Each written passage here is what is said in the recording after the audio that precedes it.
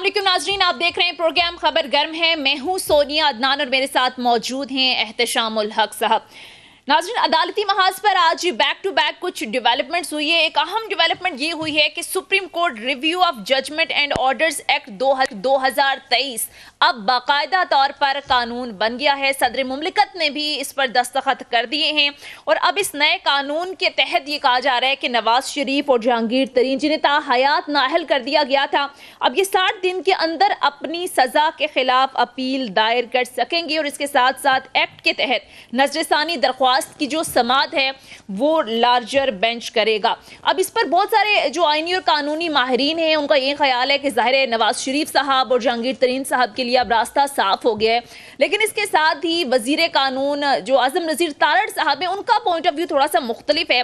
वो ये कह रहे हैं कि Supreme Court review of orders act से नवाज शरीफ या जहांगीर तरीन को कोई फ़ायदा नहीं पहुँच सकता और वो ये कह रहे हैं कि नवाज शरीफ और जहांगीर तरीन अपनी सजाओं के खिलाफ जो नजरसानी का हक है वो इस्तेमाल कर चुके हैं, लिहाजा इन्हें फ़ायदा नहीं पहुंच सकता। इस हवाले से से लीगल पॉइंट ऑफ व्यू लेंगे कि क्या नवाज शरीफ साहब और जहांगीर तरीन साहब को वाकई इससे कोई फ़ायदा नहीं पहुंचेगा।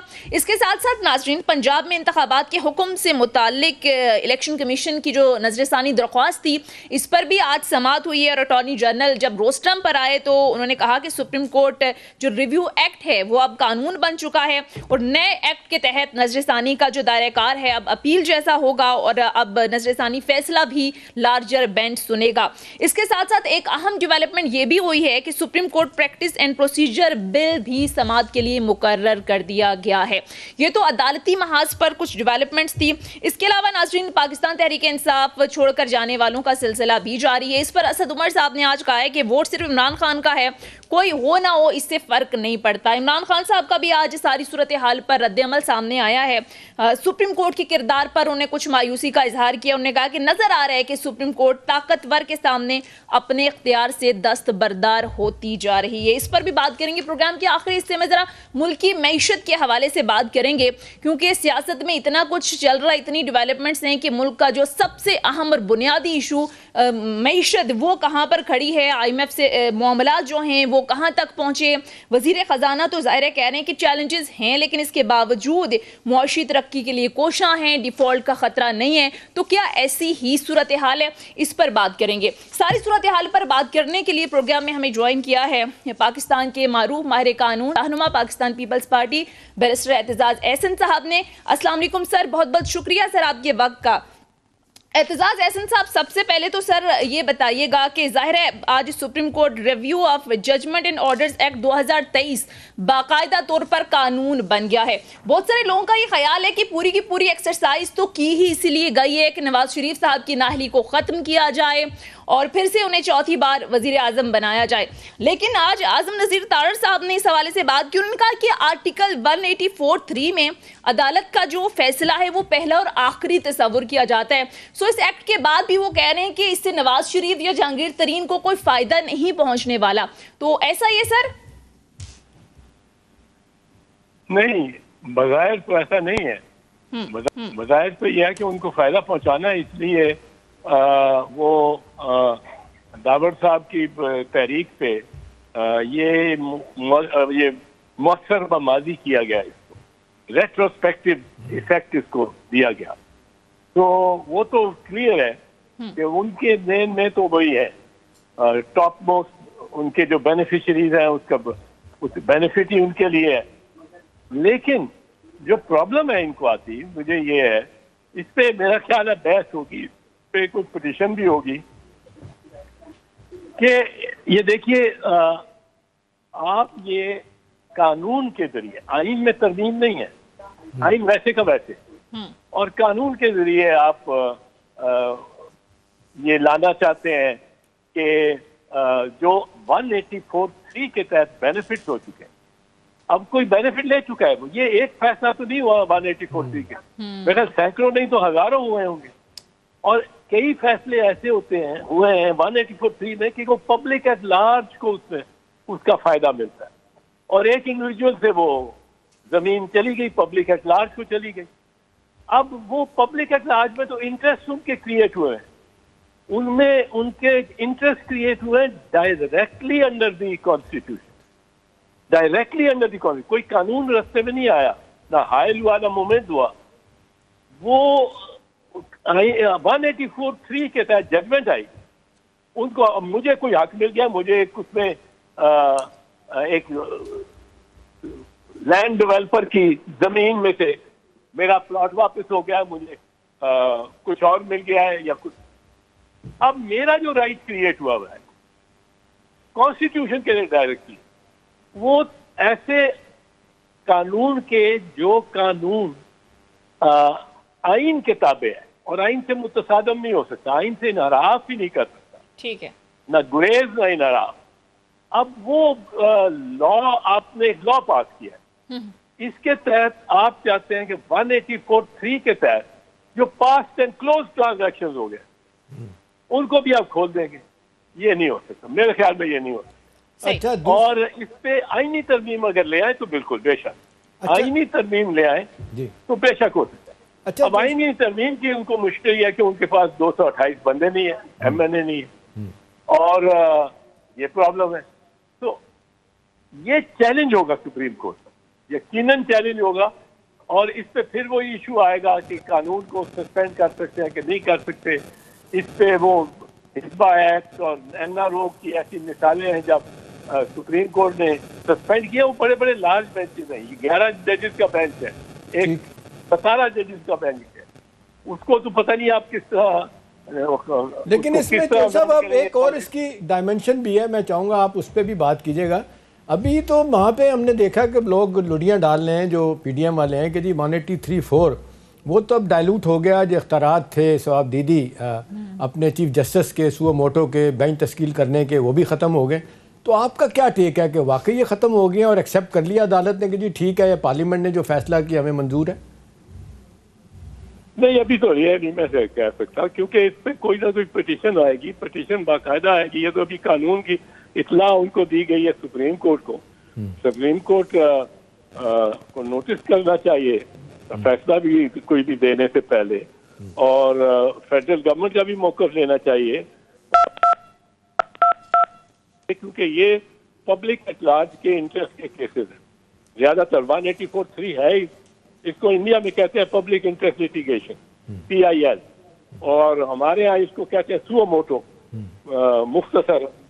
तो ये खुद नोटिस लिए भी बहुत सारे केसेस हैं, जिसमें सुप्रीम कोर्ट एक फ्रांसीसी अदालत की तरह जरा उसमें ज्यादा उसकी इंटरफियर करने की और सलाहियत होती है, वो कर लिया है। तो ये मेरा ख्याल है ये अदालत में ही जाएगा, और अदालत ही लेकिन चौधरी साहब अदालत में तो जाएगा, लेकिन जिस तरीके से पार्लियामेंट ने बिल पास किया और उसके पास आपने देखा जब ये गया था सुप्रीम कोर्ट के पास, तो इस पे स्टे हुआ और सुप्रीम कोर्ट ने कहा नहीं भाई, हमारे इख्तियार अपनी जगह है, अनलेस कि आप इसको लॉ बना दें, चेंज कर दें। अगर लॉ भी उन्होंने बना दिया तो उस लिहाज से तो बजाय तो लगता है कि ये सुप्रीम कोर्ट की और चीफ जस्टिस की डोमेन से मामला निकल गया। ठीक है, अब देखते हैं कि अब कौन इसके हवाले से आगे लेके आता है, लेकिन एज वी स्पीक तो अभी तो गवर्नमेंट जो है ना वो तो कंफर्टेबल हो गई होगी, जी ठीक है हमारी जीत हो गई है। नहीं, कंफर्टेबल नहीं हो सकती गवर्नमेंट। उनको इल्म होगा कि ये बुनियादी तौर पे एक इसमें फ्लॉ है उनके कानून में, और पास्ट एंड क्लोज ट्रांजैक्शंस को ये डिग आउट करना चाहता है। खबरें डिग आउट नहीं की जा सकती, ये पास्ट एंड क्लोज ट्रांजैक्शंस पे भी कुछ नहीं किया जा सकता। तो ये इनके रास्ते में जरूर अभी रुकावट आई। अभी तो एक दिन हुआ, पास हुआ है, तो इसकी बात सुप्रीम कोर्ट में चर्चा है। सुप्रीम कोर्ट शायद इसी बेंच में या इसी कार्रवाई में उसको भी देखना शुरू कर दे, सही, उससे बहस होगी। ठीक है। अच्छा एतजाज एहसन साहब, अब पाकिस्तान तहरीक इंसाफ का मुस्तकबिल, इमरान खान साहब का मुस्तकबिल क्या देख रहे हैं आप सर? बैक टू बैक हम देख रहे हैं रोजाना की बुनियाद पर बहुत बड़ी तादाद लोगों की छोड़कर जा रही है, लेकिन असद उमर कह रहे हैं सिर्फ वोट इमरान खान का है, कोई हो ना हो इससे फर्क नहीं पड़ता। आपको लगता है कि फर्क नहीं पड़ेगा, या आपको लगता है कि ये पाकिस्तान तहरीक इंसाफ के लिए इस वक्त बहुत बड़ा चैलेंज है? देखो सोनिया, ये मैं एहतशाम साहब के लिए ज्यादा कह रहा हूँ, आपका तजर्बा आप छोटी या नहीं होगा, पर इस वक्त लोगों को याद आ जाना चाहिए और लोगों को इतराफ कर इकबाल कर लेना चाहिए कि पीपल्स पार्टी के जाले की तरह कोई नहीं है। ठीक। पीपल्स पार्टी का जाला ट्रक के साथ चल रहा है तो 100 मील चलता जा रहा है बीबी के ट्रक के। पीपल्स पार्टी के जाले को कोड़े मारे हैं आपने उसको उल्टा लटकाया, उसको फांसी पे चढ़ाया, उसकी दुकान में इस्तेमाल कर दिया। वो लगा हुआ है, मार्शल लॉ लगा हुआ है ज़ियाउल हक का, और मार्शल लॉ के दौर में फौजी अदालतें बैठी हैं, वहां पेश होके और सजा कैद साथ उसके कारोबार सब कुछ चला गया। एक चीज तो ये है, दूसरा कर दिया जी जो साहब। ठीक है एहतजाज एहसन साहब, मैं आपकी आवाज ठीक तरह से सुन नहीं पा रही, मैं दोबारा आपको लाइन पर लेते हैं। एहतशाम साहब, अब इमरान खान साहब ने आज अदालत से भी कुछ शिकवे शिकायतें की हैं, अदालती किरदार पर मायूसी का इजहार किया। उन्हें कहा नजर आ रहा है कि सुप्रीम कोर्ट ताकतवर के सामने इख्तियार से दस्तबरदार हो रही है। उन्हें वो मिसाल भी दी कि जजेस कह रहे हैं कि प्रेस कॉन्फ्रेंस करें वरना हम जमानत देंगे भी तो फिर गिरफ्तार हो जाएंगे। बेबसी कह रहे हैं कि का इजहार कर रही है अदालत। तो ये शिकवा ठीक है खान साहब? सोनिया, मैं भी चाह रहा था कि यही सवाल एतजाज एहसन साहब से भी पूछा जाए। चोई साहब ज़्यादा बेहतर इस पर बात कर सकते हैं, लेकिन जो बाहर लग रहा है सोनिया कि आपने तो कोई महाज नहीं छोड़ा। आपने सियासी जमातों से लड़ाई कर ली, आपने अदालतों से, अब आखिर में आके अब देख लें इस्टेब्लिशमेंट से लड़ाई कर ली। ये सुप्रीम कोर्ट ही है कि ना सिर्फ आपने आउट ऑफ द वे जाके इतने ज़्यादा आपको रिलीफ दिए कि पीडीएम ने लड़ाई कर ली चीफ जस्टिस के साथ, उनको आइसोलेट करने की कोशिश की, बदनाम करने की कोशिश की और दुनिया जहाँ के ताने दिए उन्होंने। मेरा ख्याल है इस स्टेज पे तो कुछ नहीं हुआ, इम्प्लीमेंट तो हुआ नहीं हुआ। लेकिन सवाल है कि इमरान खान साहब को क्या जरूरत पड़ी थी कि जी अदालत खड़ी हो जाए, तारीख का नाम ऐसा लिखा जाएगा वैसा लिखा जाएगा, और ये कि आपको तारीख माफ़ नहीं करेगी, आप ताकतवर के आगे झुक गए। भाई सवाल है कि ताकतवर के आगे झुके, वो जो कर सकते हैं, बार बार यही बात आती है कि वो बंदूक तो उनके पास है नहीं है, वो ऑर्डर ही कर सकते हैं, इम्प्लीमेंटेशन तो किसी और ने इन्होंने एग्जेक्टिव ने करनी होती है आके। तो मेरा ख्याल है सोनिया ये इमरान खान साहब को सोचना चाहिए कि एक ही अदलिया रह गई थी जो उनकी कहना चाहिए कि साथ खड़ी थी। हाँ। और उनको लाहौर हाई कोर्ट हो, इस्लामाबाद हाई कोर्ट हो, सुप्रीम कोर्ट हो, हमने देखा कि 70-80% जो इनके केसेस हैं उनमें इनको रिलीफ मिला। और जितनी तेज़ी के साथ आप देख लें, वो तो गिरफ्तारी हुई, गिरफ्तारी के बाद जिस तरह सुप्रीम कोर्ट ने आपको रिलीफ दिया और सारा वो उन्होंने कलम करा दिया कि गिरफ्तारी आइन कानून के मुताबिक नहीं, जिसको chief justice Islamabad high court ने एंडोर्स किया था कि ये जो कानून के मुताबिक आपकी जो है ना वो बिल्कुल रिलीफ मिलता है। गालिबन ज्वाइन कर चुके हैं जी साहब। ये बड़ा इंटरेस्टिंग सवाल है जो अभी सोनिया ने किया, मेरे दिमाग में भी आ रहा है कि ये इमरान खान साहब आप बड़ी अच्छी तरह उनको जानते हैं, ये क्या वजह है कि एक के बाद दूसरा महाज, और सुप्रीम कोर्ट हो, Islamabad high court, Lahore high court, इनको इनकी पार्टी को सबसे ज़्यादा रिलीफ इस मुश्किल वक्त में जहाँ से मिला तो साहब वो जुडिशरी से मिला। आज उनको ही ताने देने शुरू कर दिए हैं, उनको ही कहा जा रहा है कि तारीख माफ़ नहीं करेगी, आप ताकतवर के आगे झुक गए हैं। आप समझते हैं कि ये कोई बात है करने वाली? ताना वाना तो नहीं देना चाहिए, ये तो बिल्कुल गलत है। और जिस तरह जब ने वो शुरू किया था बाजवा का जिक्र भी, वो भी मैं समझता हूँ कि कोई अच्छी बात नहीं थी, पर ये इधर अब सुप्रीम कोर्ट से इतनी रिलीफ मिली है और अभी मिलती जाएगी। वो मेरा ख्याल है सुप्रीम कोर्ट इससे असरअंदाज नहीं होगी कि ये क्या वो जब बसात सारी देखते हैं तो उनमें कुछ और चमकते चेहरे ज्यादा नजर आते हैं। तो इसमें जो मैं तो समझता हूँ, मैं ये एक चीज मैं अर्ज कर दूं आपको जी कि फौजी अदालतों का भी ये केस नहीं है। फौजी अदालतों में फौजी अदालतें के बारे में एक हतमी फैसला है सुप्रीम कोर्ट का 1999 का, याकत हुसैन और उससे 1998 मैरम अली का। ये दो सुप्रीम कोर्ट के 11 जज एक में बैठे हैं और 10 जज दूसरे में बैठे हैं। उन्होंने फैसला दिया कि मार्शल लॉ, ये मिलिट्री कोर्ट पाकिस्तान में सिविलियन को ट्राई नहीं करता, सिविलियन को ट्राई ही नहीं करता। ये बिल्कुल उनके इख्तियार इस्तेमाल से बाहर है सिविलियन। अब ये उन्होंने फैसला तो कर दिया, फिर वो हो गया, तो ये तो फैसला 1998-99 का था। 15 साल बाद वो बिल्कुल कायम रहा वो फैसले के, हो गया वो आर्मी पब्लिक स्कूल वाला वाकया हो गया। 150 के करीब बच्चों को और 17 को उन्होंने बेदर्दी से मारा गोलियों से।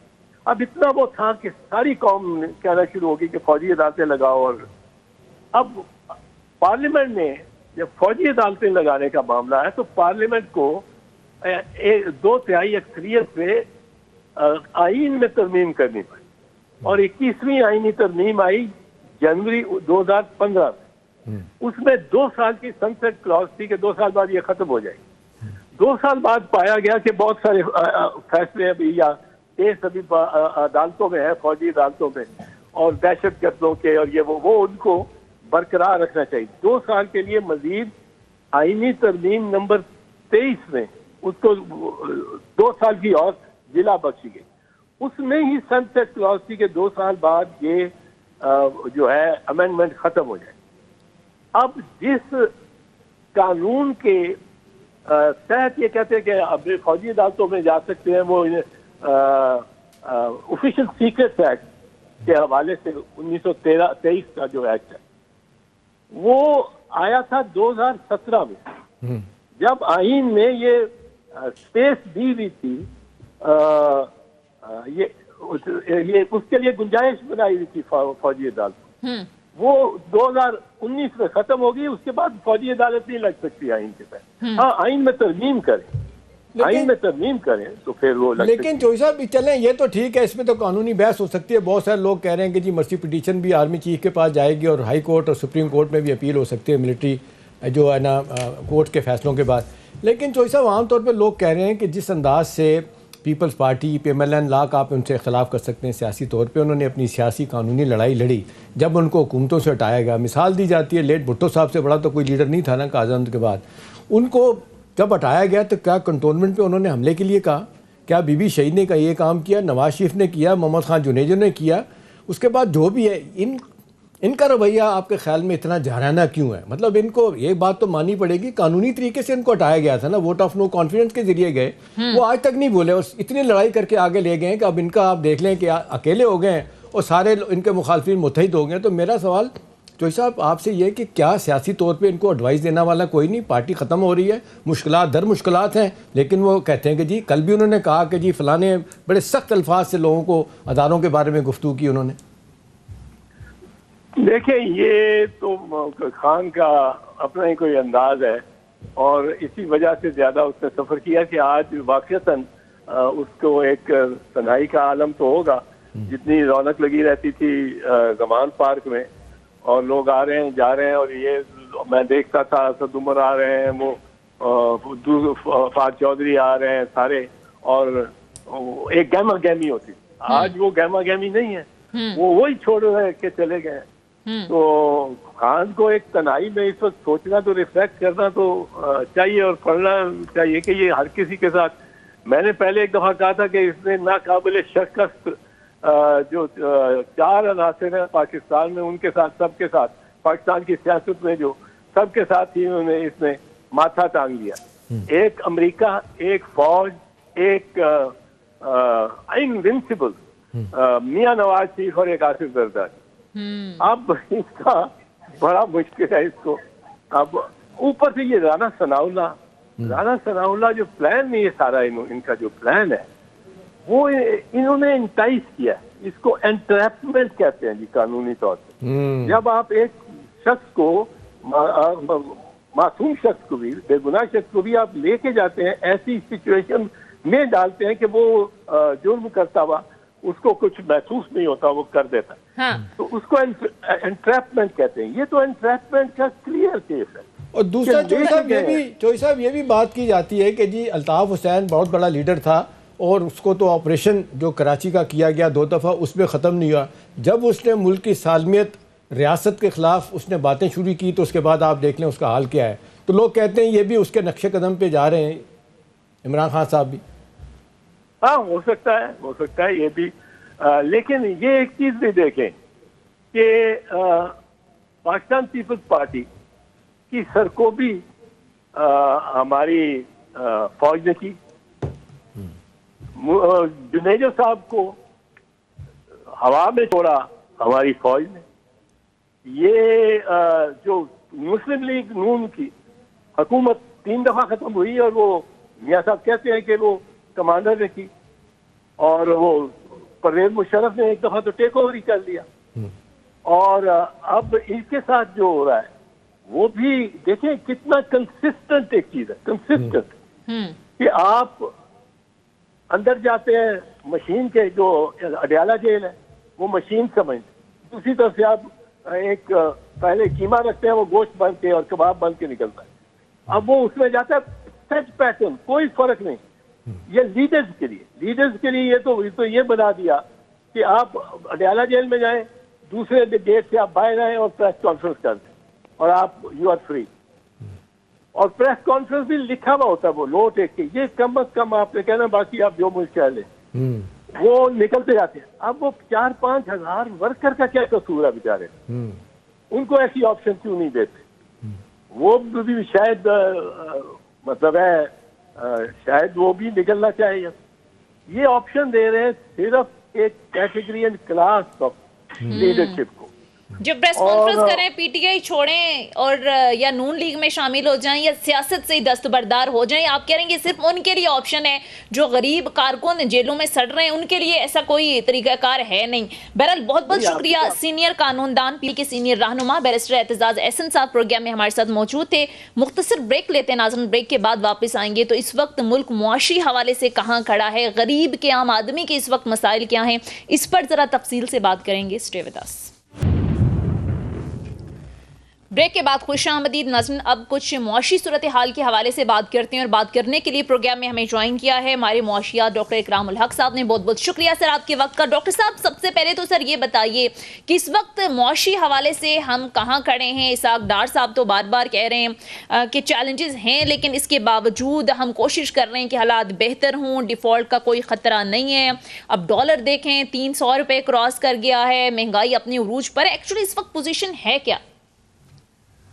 जी, सियासी अदम इस्तेकाम की सूरत में जो माशी सूरत हाल है वो और भी ख़राब होती जा रही है। जब से IMF के प्रोग्राम की रिजम्पशन नहीं हो पाई, यानी कि उसकी तजदीद नहीं हो पाई, उसकी वजह से हमारे मसाइल इसलिए भी बड़े हैं कि एक तरह का जो एतमाद था कारोबारी हलकों का वो बिल्कुल ही ख़त्म होता चला गया। लिहाजा कोई भी पाकिस्तान में इस वक्त हमें पता है कि तारीख की सबसे बड़ी इन्फ्लेशन है, इस वक्त डिस्काउंट रेट सबसे हाई है। इस हालात के अंदर जब आपके यहाँ बहुत ज़्यादा इन्फ्लेशन हो, आपकी जो इनपुट्स है वो इतनी महंगी हो जाए तो कारोबार करना बहुत मुश्किल हो जाता है। उसके ऊपर फिर गैर यकीनी की सूरत हाल भी हो और पॉलिटिकल इंस्टेबिलिटी दिन ब दिन बढ़ती चली जाए, तो जाहिर है कि इस कन्फ्रंटेशन की वजह से भी हालात खराब हो रहे हैं। और IMF भी सूरत हाल को देखते हुए कोई फैसला नहीं ले पा रहा है कि आइंदा इलेक्शन कब होंगे, हुकूमत कब नहीं आएगी, जिसने भी इलेक्ट होकर आना है। क्योंकि इस प्रोग्राम के बाद तो फिर फौरी तौर पर हमें एक और प्रोग्राम करना ही पड़ेगा, क्योंकि 3 रिव्यू तो एक महीने में मुकम्मल नहीं हो सकते जो पेंडिंग है। तो इस प्रोग्राम के बारे में तो अब ऑलमोस्ट यही ख्याल है कि ये भी पहले 22 प्रोग्रामों में से हमने एक ही मुकम्मल किया था, वो भी 18 वेवर्स के साथ, तो इसका अंजाम भी तकरीबन उसी तरह का होने वाला है। मगर ज़्यादा जो इस वक्त मुश्किल है वो हमें ना सिर्फ एक्सटर्नल फ्रंट पे है, मेरा ख्याल है कि इंटरनल फ्रंट पर भी अब हुकूमत की नेट इनकम इस काबिल भी नहीं रही कि वो उसमें से डेट सर्विसिंग का भी खर्चा पूरा कर सके। तो अगर हमें अपने इंटरनल जो है वो डेट रिस्ट्रक्चरिंग नहीं की, बैंकों के जो हमने पैसे देने हैं उनको कोई 2-1 साल का मैरिटोरियम नहीं लिया, तो बहुत मुश्किल हो जाएगी। यहाँ से फिस्कल स्पेस निकालना बहुत ज़रूरी है, क्योंकि इस हालात में अगर और टैक्सेस लगाए गए तो मेरा ख्याल है कि इकॉनमी बिल्कुल ही खत्म हो जाएगी। बिल्कुल, ये तो हो गया आपका पॉइंट ऑफ व्यू। एहतशाम साहब, अब 9 जून को बजट भी पेश किया जाना है, हुकूमत पूरी उम्मीद है, वज़ीर आज़म कह रहे मैं खुद निगरानी करूंगा, रिलीफ दूंगा, इस पोजीशन में है। और दूसरा सर, क्या वजह है IMF से मामलात अभी तक हल नहीं हो पा रहे?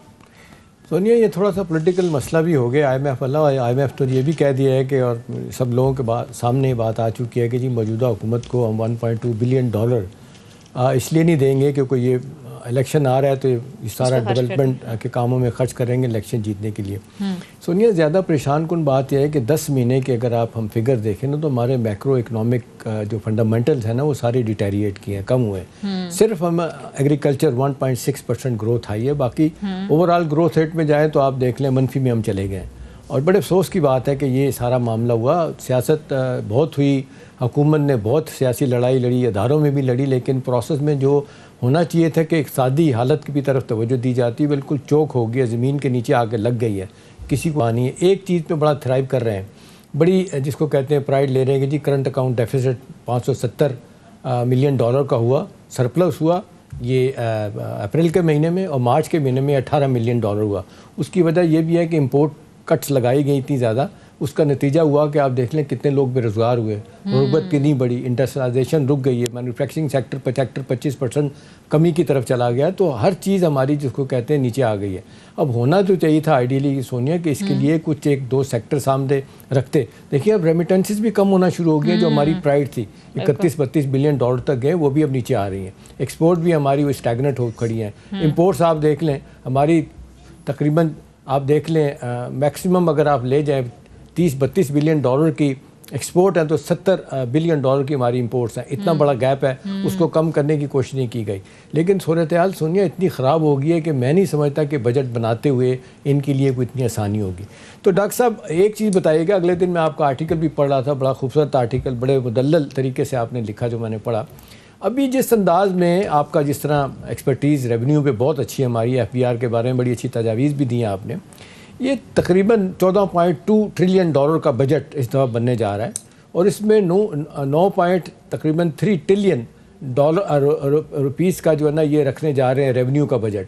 अब ये इसमें गैप जो आ रहा है वो कहते हैं आधा जो है ना वो गैप है इसमें, जो हमारे पास पैसे नहीं होंगे। एक तो ये बताएं कि ये गैप को कैसे कवर करेंगे।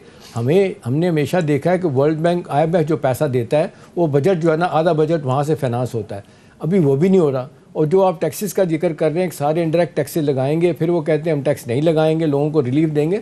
रिलीफ वाली तो बात ही नहीं होगी। वो बात ये भी कर रहे हैं कि जी हम लोगों की तनख्वाहें भी हम बढ़ाएंगे, गवर्नमेंट सेक्टर में लोगों की जो तनख्वाहें बढ़नी होगी। आपको लगता है कि ये इतनी आसानी के साथ ये रेवेन्यू अपना कलेक्ट कर पाएंगे? जी डॉक्टर साहब, अब आपने बहुत हकीकत पसंदाना जो है वो तजिया जो है वो सबके सामने रखा है। मैं आपसे पूरा मुत्तफिक हूँ कि इस वक्त तो सिर्फ हमारा जो सूद का मामला है यानी इंटरेस्ट और डेट सर्विसिंग है, उसको ही हम फंड नहीं कर पा रहे हैं, चाहे जाया कि हम दूसरे अखराजात की तरफ देखें।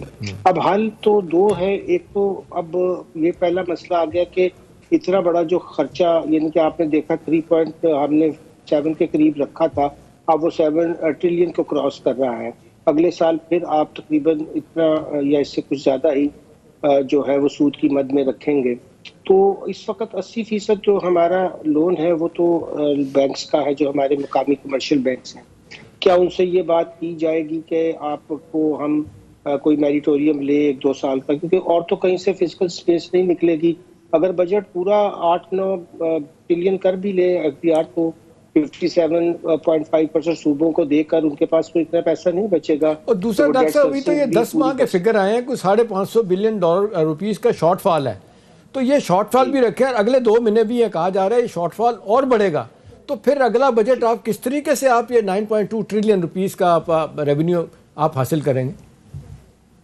अजीब जाहिर है कि इन्फ्लेशन के नंबर को सामने रखते हुए 9 ट्रिलियन, लेकिन मसला तो वही है कि टैक्स बेस तो वसी नहीं हो रही है। जो फाइलर्स हैं उनकी बड़ी तादाद तो वही नील इनकम्स की ही फाइल कर रही है।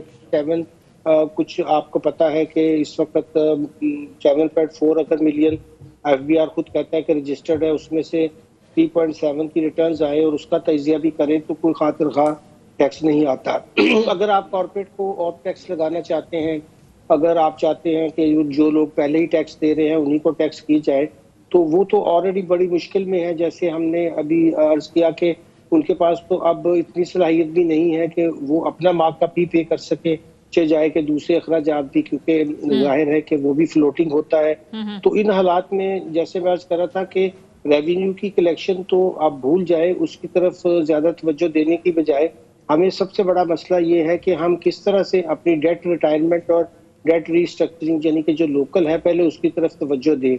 और उसके लिए मैं अर्ज कर रहा था कि हमें मकामी कमर्शियल बैंकों से बात करनी पड़ेगी कि कम से कम 2 साल का मैरिटोरियम निकले, तो यहाँ से कोई 5 ट्रिलियन हर साल का आप एक फिस्कल स्पेस क्रिएट करके इकोनॉमी को रिवाइव करें और फिर उसकी स्टेबलाइजेशन की तरफ। लेकिन डॉक्टर साहब इस बारे में ये कहा जा रहा है कि सबसे बड़ा मसला जो है ना इस वक्त ये है कि जो हुकूमत कर सकती है वो नहीं कर रही।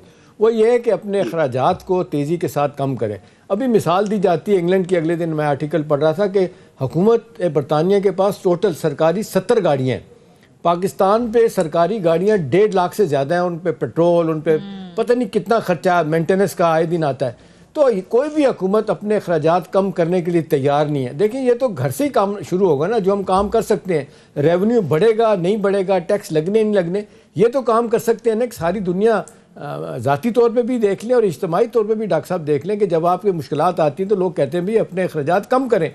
हुकूमत कोई भी पाकिस्तान में अपना बातें बड़ी करते हैं कि जी बेल्ट टाइटनिंग होगी, ऑस्टेरिटी होगी, लेकिन हमने देखा इतने मुश्किल हालात में भी ये मौजूदा हुकूमत भी अखराजात कम करने के लिए तैयार नहीं है। जी बिल्कुल, चादर देखकर जो पाँव फैलाने वाली बात है उस पर तो पाकिस्तान में कभी भी अमल नहीं हुआ है। जैसे हमने अभी जो देखे हैं फिस्कल ऑपरेशंस के फिगर्स हमारे सामने आए हैं, तो जाहिर है कि अगर हम टैक्स टू जीडीपी 8-9% पे हमारी चली जाए और खर्चे हमारे 20% से भी ज़्यादा चले जाएं, तो ये तो डायरेक्ट टैप से भी आगे वाली बात है कि मैं अर्ज कर रहा था कि सूद की मद में भी जो पैसा है वो भी देने के लिए हुकूमत के पास अब अपनी खालिस आमदनी यानी कि जो भी टैक्सेस नॉन टैक्सेस भी आप इकट्ठे कर लें, उसमें से सूबों को देने के बाद भी इतना पैसा नहीं है कि हम अब अपना जो कर्जा जात है उनको भी संभाल सके। तो ये तो और भी खतरनाक सूरत हाल पैदा हो रही है। आपका एडमिनिस्ट्रेटिव एक्सपेंसेस और उसके ऊपर कट की बात कर रहे हैं, वो तो सब हमने भी लिखा कि बहुत तेजी से करना चाहिए। मगर अब तो एक और बड़ा हंगामी मसला पैदा हो गया है कि हमारा जो सूद का मसला है वो भी इतना बढ़ गया है, और जाहिर है कि जब आपका इंटरेस्ट रेट इतना हाई होगा तो ये और भी आगे बढ़ेगा। ठीक है, मुआशी हवाले से आप कह रहे हैं कि मुश्किलात जो हैं वो हर गुजरते दिन के साथ बढ़ती जा रही हैं, अब इससे निकलना कैसे, हल बात करते हैं। मुख्तसर ब्रेक लेते हैं, ब्रेक के बाद वापस आएंगे। डॉक्टर साहब से गुफ्तगू का सिलसिला जारी रहेगा, स्टे विद अस। ब्रेक के बाद खुश आमदीद। एहतशाम साहब, मुआशी हवाले से मसाइल तो बहुत ज़्यादा हैं, लेकिन फौरी तौर पर शॉर्ट टर्म क्या करने की ज़रूरत है, कोर्स करेक्शन क्या होनी चाहिए? देखिए सोनिया, एक बात जो डॉक्टर साहब भी कर रहे हैं, जो मैंने भी कहा कि अखराजात कम करने के बाद एक तजवीज़ ये भी आई है कि फौरी तौर पे जो हम कर सकते हैं, हुकूमत कर सकती है कि 1000 अरब रुपया जो है ना बचाया जा सकता है अपने अखराजात को कम करके। देखें शुरुआत तो करें ना। अभी ये GDP जो हम टैक्स टू GDP रेशो है वो हमारा 8% है, इस वक्त दुनिया में इस रीजन में सबसे कम है। उसको बढ़ाने के लिए जो अब कहा जाता है कि जी जेन्युइन टैक्सेस लगने चाहिए, डायरेक्ट इंडायरेक्ट टैक्सेस जिससे हर आदमी को पैसे देने पड़ते। दूसरा सोनिया, एक चीज़ पे जो इख्तलाफात सियासी जमातों में है और हम देखते हैं कि हुकूमतों में के दरमियान भी है, एक तो बात है कि इस वक्त सूरत हाल ये है कि जो NFC अवार्ड हुआ और फिर उसके साथ साथ ये 18वीं तरमीम हुई, मुझे ज़ाती तौर पे लगता है, बहुत सारे लोग कहते हैं, और डॉक्टर साहब से भी आप इस पर कॉमेंट दीजिएगा, इससे बड़ा नुकसान हुआ। इस वक्त भी आप देख लें कि 80% सूबों के पास जो फंड्स पड़े हैं अनयूटिलाइज्ड हैं, वो पैसा खर्च ही नहीं हो रहा, उनके पास पड़ा हुआ है, वो मरकज़ से लेते हैं अपने पास रख लेते हैं, खुद जनरेट करते ही नहीं अपने टैक्सेस अपने तौर पे।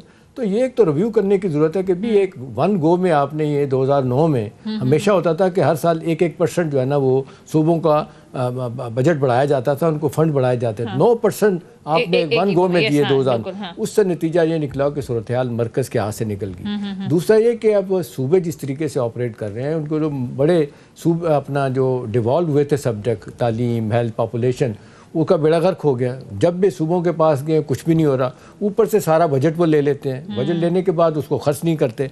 उनका हर वक्त यही काम होता है, सिंध तो रोता रहता है कि जी हमें मरकज़ इतने पैसे नहीं दे रहा, इतने देने चाहिए। पहले तो ये करने की जरूरत है। दूसरी चीज़ जो है ये कंसेंसस पैदा करें कि जी वाकई अगर ये 18वीं तरमीम से नुकसान हुआ है, चलें ये कोई फ़ौरन इनको ख्याल आता है कि जी हमारी प्रोविंशियल ऑटोनॉमी छीन ली जाएगी, कोई नहीं छीन सकता भाई, आपको जो इख्तियारात पार्लियामेंट ने दिए, लेकिन जो बेताशा आप पैसा लेके बैठ जाते हैं सूबे, उनको खर्च भी नहीं करते। रिव्यू करने की जरूरत है। मैं डॉक्टर साहब के पास जाऊंगी क्विकली। डॉक्टर साहब, ये जो एहतशाम साहब बात करें, आपको भी लगता है कि ये 18वीं तरमीम को रिव्यू होने की जरूरत है इस वक्त? जी, असल में NFC अवार्ड की तरफ एहतशाम साहब ने इशारा किया कि वो तो 18वीं तरमीम से पहले ही हो गया था, और उसके अंदर तय पाया था कि एकदम सूबों के जो शेयर है उसको 57.5% कर दिया गया, जो कि जाहिर है कि उसके साथ बिल्कुल सही फरमाया एहतशाम साहब ने कि जो बहुत से सब्जेक्ट्स हमने डिवॉल्व किए, तो फिर चाहिए था कि वो मिनिस्ट्रीज ख़त्म होती, बहुत सी बचत का ये ख्याल था होता, उसके ज़रिए और रिसोर्स मोबिलाइजेशन होती, अखराजात बजाय हमारे कम होने के बढ़ गए हैं, और सूबों के अंदर कोई नेशनल फाइनेंस कमीशन की तर्ज के कोई प्रोविंशियल फाइनेंस कमीशन नहीं है, वहाँ पे भी बड़े बड़े शहरों में तो कुछ पैसा खर्च हो जाता है, मगर देहात को जहाँ उनकी रिप्रेजेंटेशन के मुताबिक डिस्ट्रिक्ट को पैसा मिलना चाहिए, ये मॉडल हमने अगर कहीं से देखा भी है तो इंडिया में आपने देखा कि फिर स्टेट्स के भी अपने फाइनेंशियल जो है मामला देखने के लिए फाइनेंस कमीशन बने और एक फेडरलाइज स्ट्रक्चर के अंदर डॉक्टर साहब वक्त है, मैं एक सवाल अगर मैं जल्दी में जल्दी पूछ से, लूं, आईएमएफ के साथ क्या प्रॉब्लम है? जी। इतने सख्त फैसले हमने किए आईएमएफ को सामने रखते हुए, इंटरेस्ट रेट नहीं हो पाया ना 21% नहीं हुआ, क्या वजह है? जी, उसमें कुछ सियासी वजूहात हैं और कुछ ये भी है कि हमने बहुत दफा जो उनके साथ वादे किए वो पूरे नहीं किए और अब उनको बिल्कुल इस बात ठीक का है, सियासी यकीन वजूहात के नहीं साथ है। जो वादे किए हमने वो पूरे नहीं किए, ये एक मेन वजह हो सकती है। बहरहाल बहुत बहुत डॉक्टर इकरामुल हक हमारे मौशियात प्रोग्राम में हमारे साथ मौजूद थे। ये था हमारा आज का प्रोग्राम। फीडबैक जरूर दीजिएगा, अगले प्रोग्राम तक इजाजत दीजिए, खुदा हाफिज।